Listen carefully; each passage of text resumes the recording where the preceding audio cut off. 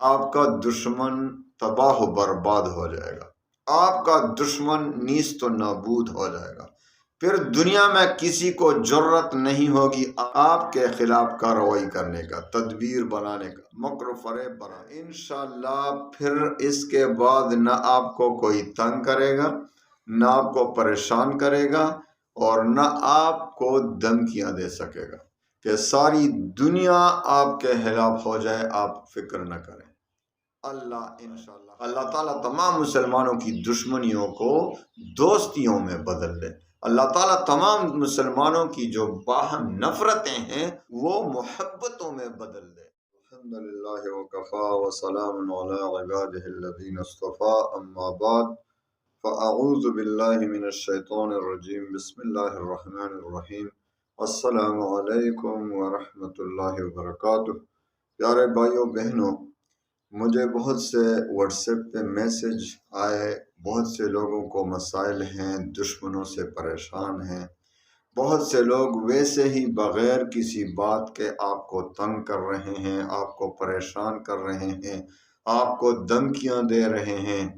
یا آپ کو خدا نخواستہ نقصان، جانی مالی نقصان دینا چاہتے ہیں۔ تو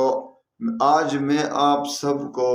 انہی ضرورت کے پیش نظر لوگوں کے فائدے کے لیے آپ کو ایک ایسا وظیفہ دے رہا ہوں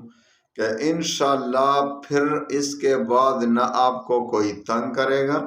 نہ آپ کو پریشان کرے گا، اور نہ آپ کو دھمکیاں دے سکے گا۔ انشاءاللہ ایسا وظیفہ بتا دیتا ہوں کہ ساری دنیا آپ کے خلاف ہو جائے، آپ فکر نہ کریں، اللہ انشاءاللہ ہمارے ساتھ ہے۔ اور جو بھی حق پر ہو، حق پر ہوتے ہوئے آپ پریشان نہ ہو۔ ہاں، خدا نخواستہ اگر آپ حق پر نہ ہو تو پھر اپنی اصلاح کر لیں، کیونکہ یہ وظیفہ ان لوگوں کے لیے میں دے رہا ہوں جو حق پر ہوں، حق پر ہوتے ہوئے، حق پر ہونے کے باوجود لوگوں سے تنگ ہو، لوگ ویسے ناحق ان کو نقصان، آپ کو نقصان دینا چاہتے ہوں، آپ سے دشمنی کر رہے ہوں، آپ کو جانی مالی نقصان دینا چاہتے ہوں، تو ان کے لیے میں یہ وظیفہ دے رہا ہوں۔ اجازت عام ہے، اجازت ایک تو یہ ہے کہ ناجائز نہ کریں، تو کسی کے خلاف ایسا نہ ہو کہ خدا نخواستہ آپ نہ حق پر ہوں اور ان کے خلاف جو حق پر ہوں ان کے خلاف وظیفہ پڑھ رہے ہیں، پھر بھائی وظیفہ اثر بھی نہیں کرے گا، الٹا ہو جائے گا آپ پر۔ آپ حق پر ہوتے ہوئے وظیفہ پڑھیں، تو ایسا وظیفہ دیتا ہوں انشاءاللہ کہ آپ کا دشمن تباہ و برباد ہو جائے گا، آپ کا دشمن نیست و نابود ہو جائے گا، پھر دنیا میں کسی کو جرت نہیں ہوگی آپ کے خلاف کارروائی کرنے کا، تدبیر بنانے کا، مکر و فریب بنانے کا۔ تو اجازت عام ہے، کوئی بھی اجازت نہ مانگے، بس دو شرائط کے ساتھ، دو شرائط ہیں، اور دو جو ہے وظیفے کے دوران جو ہے شرائط ہیں۔ دو شرائط جو آپ کو دے رہا ہوں: نماز کی پابندی، 5 وقت کی نماز کی پابندی لازمی ہے۔ جو بھی 5 وقت کی نماز کی پابندی نہیں کرے گا اس کا وظیفہ کام نہیں کرے گا۔ دوسری بات یہ کہ رزق حلال کی طلب کریں، حرام سے بچ کر رہیں، کیونکہ جس کے پیٹ میں خدا نخواستہ حرام مال پڑا ہو، تو حرام رزق پڑا ہو، تو اس کا وظیفہ کام نہیں کرتا، اس کی دعائیں قبول نہیں ہوتی، اس کے عبادات قبول نہیں ہوتی۔ تو جب عبادات قبول نہیں ہوتی، کیونکہ کسی اور کا حق طلب کرنا، کسی اور کی حق تلفی کرنا، اس کے حق مارنا، یہ بہت بڑا جرم ہے، آخرت میں اس کی بہت سخت سزا دی جائے گی۔ اور ان لوگوں کو جن کا آپ پر حق ہے اور دنیا میں وہ ادا نہ ہوا، یا معافی آپ نے نہیں مانگی، ان سے معاف نہ کرایا، تو آخرت میں دینا پڑے گا۔ تو بھائی رزق حلال کی طلب شرط ہے نماز کے ساتھ ساتھ، اور پھر وظیفے کے دوران آپ کا اللہ تعالیٰ پر یقین کامل ہو، شک نہ ہو، کیونکہ حدیث قدسی میں آتا ہے کہ اللہ تعالیٰ فرماتے ہیں کہ میں اپنے بندے کے ساتھ اس کے ظن کے مطابق، یعنی جس طرح وہ مجھ پر گمان رکھے گا اسی کے مطابق میں ان کے ساتھ معاملہ فرماتا ہوں۔ تو اب ایک شخص ہے کہ اللہ تعالیٰ سے دعا مانگ رہا ہے، وظیفہ پڑھ رہا ہے، اور اللہ تعالیٰ پر کامل یقین ہے کہ وہ میرا رب ہے، سب کچھ کر سکتا ہے، وہ ضرور میری دعا قبول فرمائے گا، تو اللہ تعالیٰ اس کے اس ظن، اس گمان، اس یقین کے مطابق ہی معاملہ فرماتے ہیں اور اس کی دعا قبول ہو جاتی ہے۔ لیکن دوسرا بدقسمت شخص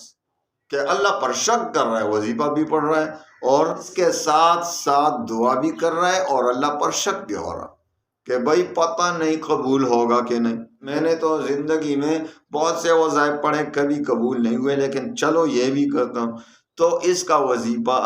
قبول نہیں ہوگا، اس لیے کہ حدیث قدسی کے مطابق اس کو اللہ پر یقین نہیں، اور اسی ظن کے مطابق ہی اللہ فیصلہ فرمائے گا۔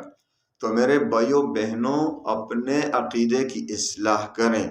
اور وظیفے کا، اور چوتھی اور آخری شرط کہ وظیفے کا تلفظ ٹھیک کریں۔ آپ جو بھی وظیفہ پڑھ رہے ہیں، جو میں ابھی آپ کو وظیفہ دے رہا ہوں، دشمن کے خلاف ہر پریشانی کا علاج انشاءاللہ، جو لوگوں کے مکر و فریب سے پریشان ہیں ان لوگوں کے لیے، تو آپ کے وظیفے کا تلفظ پہلے ٹھیک کریں۔ کسی کے ساتھ جو جاننے والا ہے، یہ اس وظیفہ اس کے ساتھ تلفظ بالکل درست کر لیں اور اس کے بعد وظیفہ پڑھیں، تو انشاءاللہ العزیز یہ وظیفہ تیر بہدف کام کرے گا، اور آپ دشمنوں اور سب لوگوں کے مکر و فریب سے انشاءاللہ بے فکر ہو جائیں گے۔ تو آئیے اب وظیفے کی طرف آتے ہیں۔ آپ نے ہر نماز کے بعد 3 عدد وظائف پڑھنے ہیں، صرف 11 بار۔ سب سے پہلے درود شریف 3 بار پڑھیں، اس کے بعد سورۃ قریش کو 11 بار پڑھیں، لیکن اس ترتیب کے ساتھ جب آپ آخری آیت، آخری جملہ وَآمَنَهُم مِّنْ خَوْفٍ لِإِيلَافِ قُرَيْشٍ إِيلَافِهِمْ رِحْلَةَ الشِّتَاءِ وَالصَّيْفِ فَلْيَعْبُدُوا رَبَّ هَٰذَا الْبَيْتِ الَّذِي أَطْعَمَهُم مِّن جُوعٍ وَآمَنَهُم مِّنْ خَوْفٍ۔ وَآمَنَهُم مِّنْ خَوْفٍ جب کہیں گے تو اس دشمن کا خیال رکھیں، دل میں اس کا خیال لائیں، اگر زیادہ ہوں تو زیادہ کا خیال کریں، اگر ایک ہوں تو ایک کا۔ پھر اس کے بعد پھر 3 بار درود شریف پڑھیں اور سورۃ الکوثر کو شروع کریں۔ اِنَّا أَعْطَيْنَاكَ الْكَوْثَرَ، اعوذ باللہ بسم اللہ کے ساتھ پہلی مرتبہ شروع کریں۔ اِنَّا أَعْطَيْنَاكَ الْكَوْثَرَ فَصَلِّ لِرَبِّكَ وَانْحَرْ إِنَّ شَانِئَكَ هُوَ الْأَبْتَرُ۔ تو اس میں بھی آخر میں اپنے دشمن کا خیال کریں، اور آخر پھر 3 بار درود شریف پڑھیں، اور پھر اللہم انا نجعلک فی نحورہم ونعوذ بک من شرورہم، اور جب یہ پڑھیں تو اس کے بعد اس دشمن کا اگر ایک ہو تو نام لیں، اگر زیادہ ہو اور نام لینا ممکن نہ ہو تو پھر ان کا دھیان کریں، 1 یا 2 ہو 3 ہو تو ان کا نام لے لیں۔ 11 مرتبہ اس طرح کریں، آخر میں پھر 3 بار درود شریف۔ 40 دن تک انشاءاللہ اس وظیفے کو جاری رکھیں، اور آپ دیکھیں 40 دن کے دوران ہی وہ دشمن تباہ و برباد ہو جائے گا، لیکن آپ حق پر ہوں۔ پھر یاد دہانی کے لیے کہتا ہوں کہ یہ وہ اجازت اور وظیفہ صرف ان لوگوں کے لیے ہے جو حق پر ہوں، اگر آپ ناحق پر ہوں تو ہرگز یہ وظیفہ نہ کریں، کیونکہ پھر الٹا آپ کو نقصان ہو سکتا ہے۔ اللہ تعالیٰ تمام مسلمانوں کی دشمنیوں کو دوستیوں میں بدل دے، اللہ تعالیٰ تمام مسلمانوں کی جو باہم نفرتیں ہیں وہ محبتوں میں بدل دے۔ وآخر دعوانا ان الحمد